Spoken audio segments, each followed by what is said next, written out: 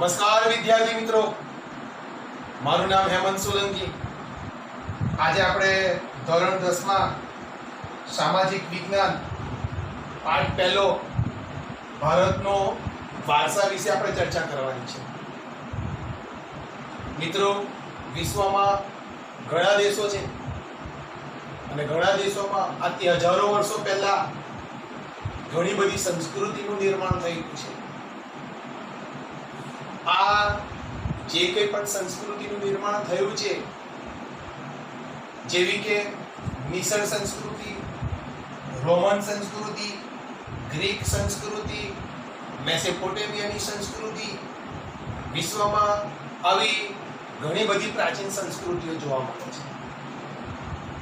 આ તમામ પ્રકારની સંસ્કૃતિમાં પણ પ્રાચીનમાં પ્રાચીન મિત્રો, જો કોઈ સંસ્કૃતિ ધરાવતો દેશ હોય તે આપણો ભારત દેશ છે। આપણી ભારતીય સંસ્કૃતિ વિશ્વની પ્રાચીનમાં પ્રાચીન સંસ્કૃતિ છે।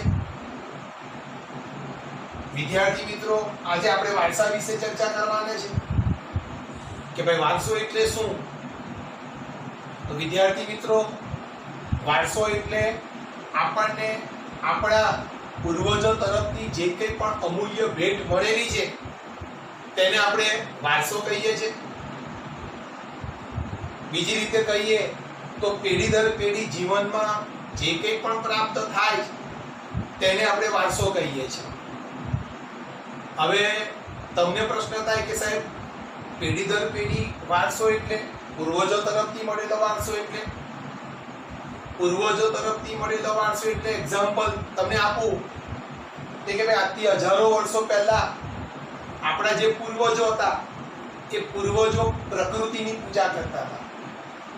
એક્ઝામ્પલ તરીકે પર્વતોની પૂજા કરવી, નદીઓની પૂજા કરવી, સાથે સાથે પશુઓને દેવી દેવતાઓનું સ્થાન આપવું, પૂજાના સમયમાં ધૂપ અગરબત્તી કરવી, દીપ સળગાવવા, સાથે સાથે યજ્ઞો કરવા। તો મિત્રો, પૂજા કરવી, ધૂપ સળગાવો, સાથે સાથે યજ્ઞ કરવા, આ હજારો વર્ષો પહેલાની આપણી આ પરંપરા છે અને આ પરંપરા આપણને આપણા પૂર્વજો તરફથી વારસામાં પ્રાપ્ત થયેલું છે અને એ વારસો આજે આપણે જાળવી રાખેલો છે। આજે પણ આપણે પર્વતોની પૂજા કરીએ છીએ, પહાડોની પૂજા કરીએ છીએ, નદીઓની પૂજા કરીએ છીએ, ઘરે મંદિરોમાં યજ્ઞ પણ આપણે કરીએ છીએ। તો આ યજ્ઞ કરવાનું, પૂજા કેવી રીતે કરવાનું, પૂજામાં ધૂપ કેમ સળગાવવું, આ આપણને આપણા પૂર્વજો તરફથી મળેલી આ ભેટ છે જેને આપણે વારસો કહીએ છીએ। હવે હું તમને વાત કરું તો ભાઈ, આપણો ભારત દેશ આધ્યાત્મિક દેશ છે।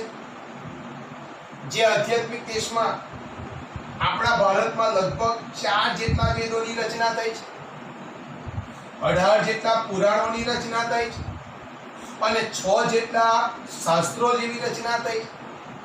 આ ઉપરાંત પણ અનેક ગ્રંથો અને શાસ્ત્રોની રચના થઈ છે, જેમાં 18 પુરાણો પૈકી વિષ્ણુ પુરાણ નામનો જે ગ્રંથ છે, એ વિષ્ણુ પુરાણ નામના ગ્રંથની અંદર ભારતીય સંસ્કૃતિ માટે કહેવામાં આવ્યું છે કે ઉત્તરમ યત સમુદ્રસ્ય હિમાદ્રેશ્ય દક્ષિણમ વર્ષતદ ભારત નામ ભારતીયત્ર સંસતીય। એટલે કે સમુદ્રની ઉત્તરે અને હિમાલયની દક્ષિણ આવેલ સ્થળનું નામ ભારત વર્ષ છે, જેના સંતાનો ભારતીય છે તેમ કહેવાય છે। વિદ્યાર્થીઓ, તમને જાણીને આનંદ થશે કે આપણો ભારત દેશ આધ્યાત્મિક દેશ છે। આપણી ભારતની ભૂમિ પાવન ભૂમિ છે। આપણી ભારતની ભૂમિ ઋષિઓની ભૂમિ છે, સાધુ સંતોની ભૂમિ છે। પ્રાચીન સમયની અંદર આપણા જે ઋષિ મુનિઓ છે, આપણા જે સાધુ સંતો છે, એમણે ભારતને એક ભારત વર્ષ નામ આપવામાં આવેલું છે। એટલે કે ખાસ કરીને સમુદ્રની ઉત્તરે અને હિમાલયની દક્ષિણે આવેલ જે સ્થળ છે એ સ્થળનું નામ ભારતીય આપવામાં આવ્યું છે અને ત્યાં વસતા જે લોકો પણ છે એ ભારતની સંતાન છે એવું કહેવામાં આવેલું છે। સાથે સાથે આપણે વાત કરીએ તો કે ભાઈ ભારતમાં જ્યારે કોઈ પણ પ્રકારના શુભ કાર્ય હોય, કોઈ મંગલ કાર્ય થતા હોય, તો એવા સંજોગોમાં આપણા ભારત જેવા દેશની અંદર સંકલ્પો માટે કેટલાક ચોક્કસ શબ્દોનો ઉપયોગ કરવામાં આવતો હતો. જેવી રીતે ભારત વર્ષ, ભરતખંડ, જંબુદ્વીપ, આર્યવર્ત જેવા શબ્દોનો સંકલ્પો કરતી વખતે ઉપયોગ કરવામાં આવતો હતો. બીજી વાત કરવામાં આવે તો ખાસ કરીને આપણા ભારત દેશની પૂર્વ, પશ્ચિમ, દક્ષિણ આ 3 દિશાઓમાં સમુદ્ર આવેલો છે. સાથે સાથે તમે જોવા જાઓ તો ઉત્તર દિશામાં હિમાલયની ગીરીમાળાઓ આવેલી છે.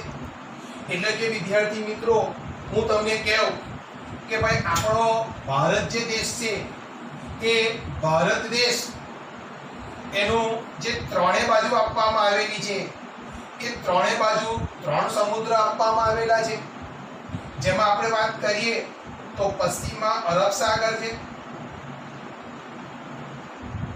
દક્ષિણમાં તમે જોવા જાઓ તો હિન્દ મહાસાગર છે, અને પૂર્વમાં જે છે એ બંગાળાની ખાડી આવેલી છે. એટલે કે આપણો ભારતનો પશ્ચિમ, પૂર્વ અને દક્ષિણ 3 બાજુ સમુદ્રથી ઘેરાયેલો છે. એટલે મિત્રો, ભારતના આ ભાગને દ્વીપકલ્પીય તરીકે પણ ઓળખવામાં આવે છે. દ્વીપકલ્પીય એટલે કે જેની 3 બાજુ પાણી, એક બાજુ જમીન હોય એને દ્વીપકલ્પીય કહેવામાં આવે છે. બીજી વાત કરવામાં આવે તો ભારતમાં ઉત્તરે હિમાલયની પર્વતમાળાઓ આવેલી છે. એટલે આપણો ભારત દેશ પ્રાકૃતિક સીમાઓ ધરાવતો દેશ તરીકે ઓળખવામાં આવે છે. સાથે સાથે આપણે વાત કરીએ કે ભારત દેશ એટલો બધો સુખી અને સમૃદ્ધ દેશ હતો કે એક સમયે ભારતને સોને કી ચિડિયા તરીકે ઓળખવામાં આવતો હતો. સોને કી ચિડિયા એટલે ભારત સુખી અને સમૃદ્ધ દેશની નિશાની છે. પ્રાચીન સમયથી ભારત એક વેપારી દેશ છે. પ્રાચીન સમયથી ભારત યુરોપના દેશો સાથે, અન્ય ખંડના દેશો સાથે જળમાર્ગે વેપાર કરતો આવેલો છે. પરિણામ સ્વરૂપ ભારત સુખી અને સમૃદ્ધ બનેલો છે. ભારતની આ પ્રકારની સમૃદ્ધિથી આકર્ષાઈને ઘણી બધી વિદેશી પ્રજાઓ ભારતમાં વેપાર કરવા માટે આવી. ભારતમાં વેપાર કરવા માટે આવેલી આ પ્રજા ભારતમાં સ્થાયી થઈ અને ધીમે ધીમે તેઓ ભારતીય સંસ્કૃતિમાં ભળી ગયા. સાથે સાથે આ જે વિદેશી પ્રજા ભારતમાં આવીને વસી, એમણે ભારતીય પ્રજા સાથે આદાન પ્રદાનની જે પ્રક્રિયા કરી. મિત્રો, આદાન પ્રદાન એટલે આપવું અને લેવું. પ્રાચીન સમયમાં મોટાભાગનો જે વેપાર હતો એ આદાન પ્રદાનની પ્રક્રિયાના ભાગરૂપે થતો. એટલે કે વસ્તુના બદલામાં વસ્તુ આપવી કાં તો વસ્તુના બદલામાં વસ્તુ લેવી, આ એક પ્રકારનો વેપાર હતો.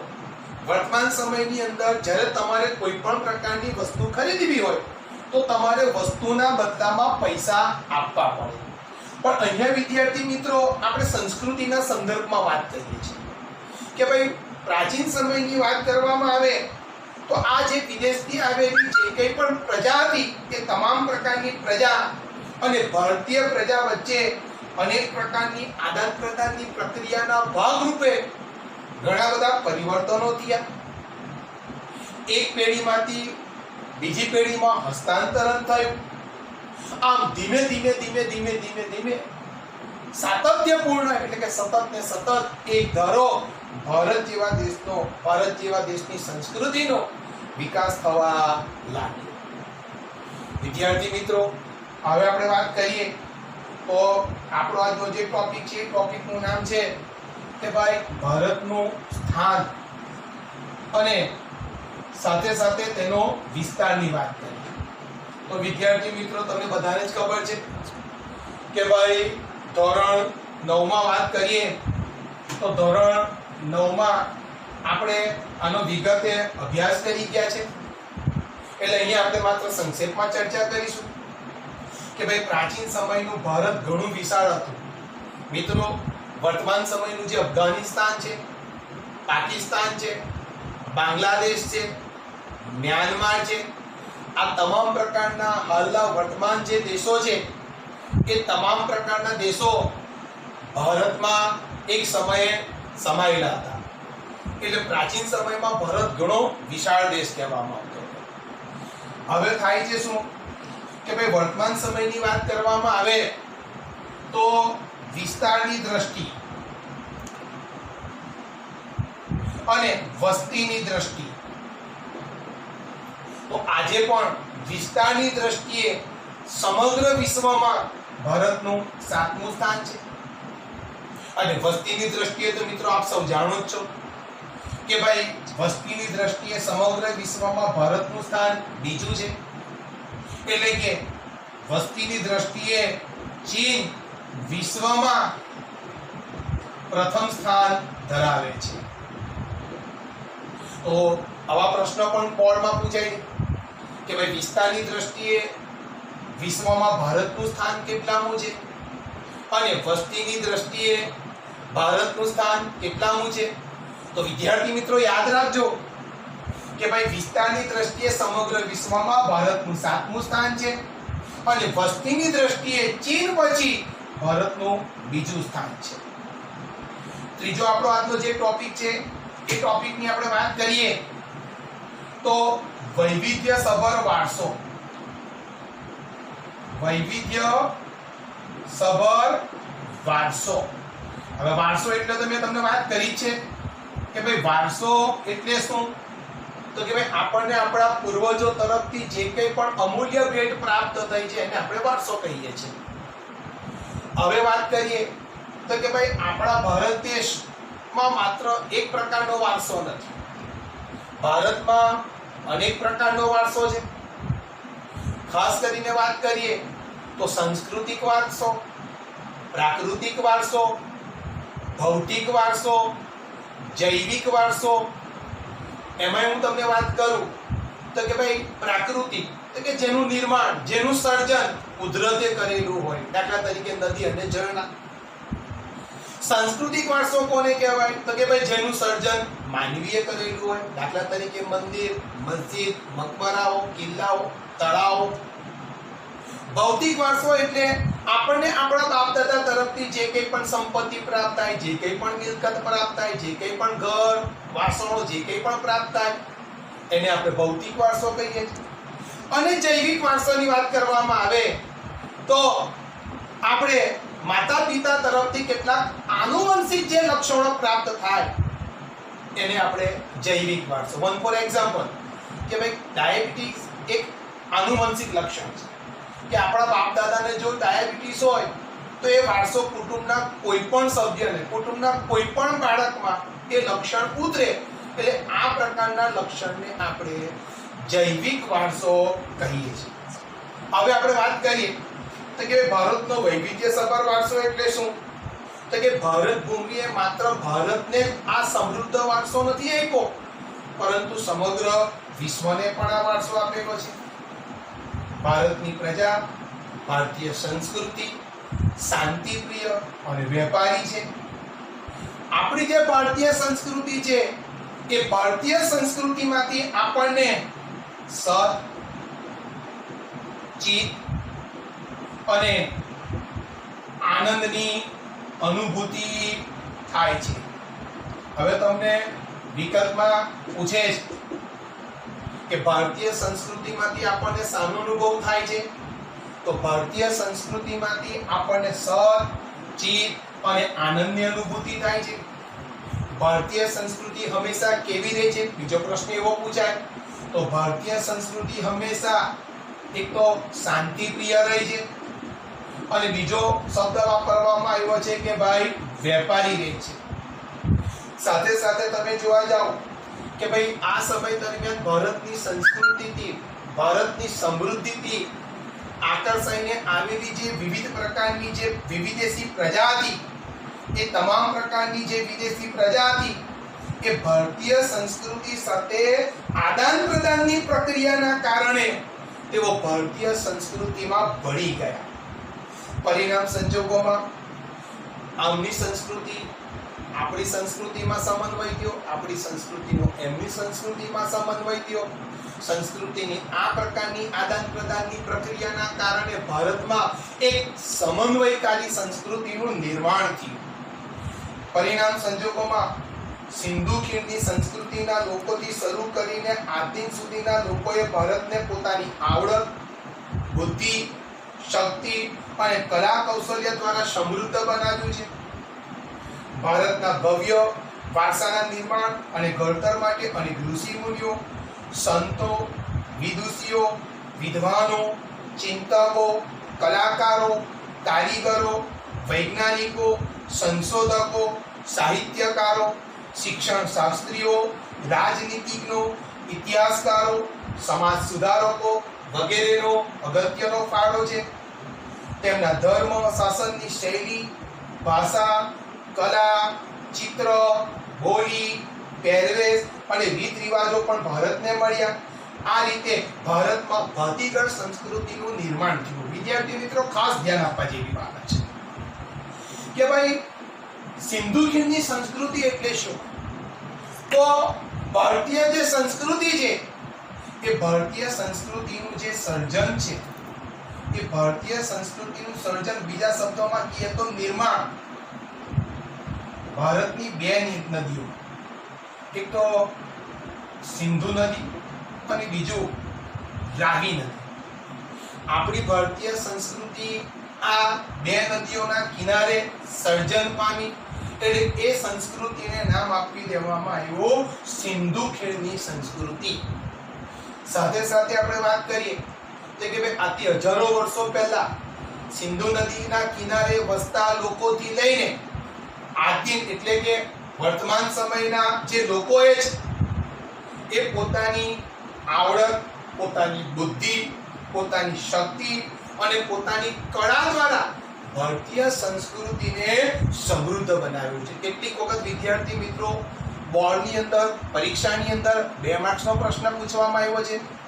પ્રશ્ન ધ્યાનથી સાંભળજો કે ભારતીય સંસ્કૃતિને ઘડવામાં કોનો ફાળો હતો.